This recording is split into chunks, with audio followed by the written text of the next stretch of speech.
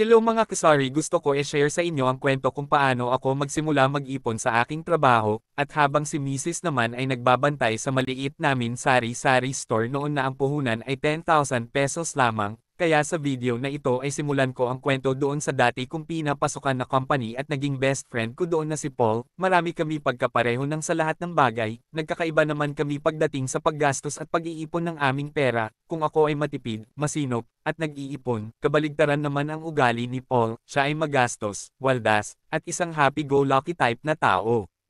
Isang araw pagkatanggap ng sweldo, dumating si Paul sabay tawag sa akin, "Chris, tamang-tama, payday Friday ngayon, so siguro naman sasama ka na sa gimmick namin mamaya.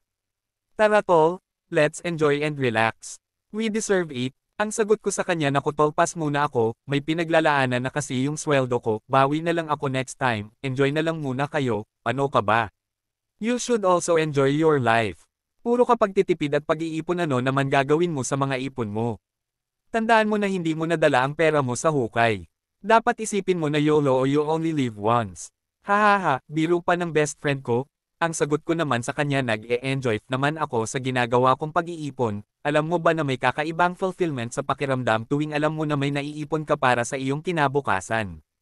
Siguro mas mahalaga lang sa akin sa ngayon ang mga bagay na kailangan ko kaysa sa mga bagay na gusto ko. Alam ko na balang araw ay masasabi ko sa sarili ko na worth it ang lahat ng sakripisyo ko para makapag-ipon. Hindi pa nga ako tapos magpaliwanag bigla ito nagpaalam, "Okay sige Paul, kung dyan ka masaya edi susuportahan kita, dadaan lang din muna kami dyan sa kabilang mall, may weekend sale kasi, tamang-tama at nang makabili naman ng mga bagong pang get up, hihihi, kita na lang tayo next week."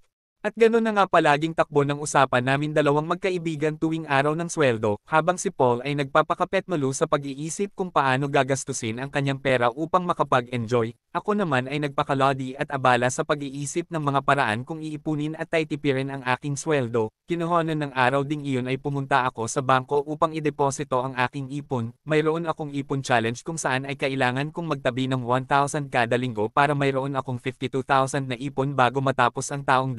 Pag-uwi ay sa bahay na lang din ako kakain ng hapunan imbis na kumain sa labas bukod sa malaki ang natitipid ko. Alam kong healthy at safe pa ang aking mga kinakain. Alam ko ang aking ginagawa ng tipid at pagtitiis ay may nakaginhawaan pagdating ng panahon. Naniniwala ako sa delayed gratification o ang pagpapaliban ng pangkasalukuyang kasiyahan para sa mas pangmatagalang pinansyal na pakinabang balang araw, hindi gastos now, tapos ay pulubi later. Mas inuuna ko isipin at paghandaan ang kinabukasan ng aking mahal sa buhay dahil alam ko na hindi mababaliwala ang aking ginagawang pagtitipid. Nang hapon ding iyon, ay dumaan naman sa mall si Paul para bumili ng mga bagong damit para hindi mahuli sa uso. Nag-upgrade din siya ng mga gadgets matapos nilang uminom ng kape sa isang mamahaling coffee shop. Nagkayayaan din sila ng kanyang mga office mates na kumain sa buffet restaurant. Kahit sobrang mahal ng presyo ay okay lang sa kanya dahil ito ang paraan niya upang ma-enjoy ang kanyang sweldo. Katwiran niya ay YOLO o you only live once, kaya laging one day millionaire ang kanyang peg.sa. Totoo lang ay wala siyang pakialam sa paggastos ng kanyang pera kaya hindi niya naisip kailanman na mag-ipon para sa kanyang kinabukasan. Iniisip niya na may parating naman ulit siyang sweldo sa susunod na mga araw kaya okay lang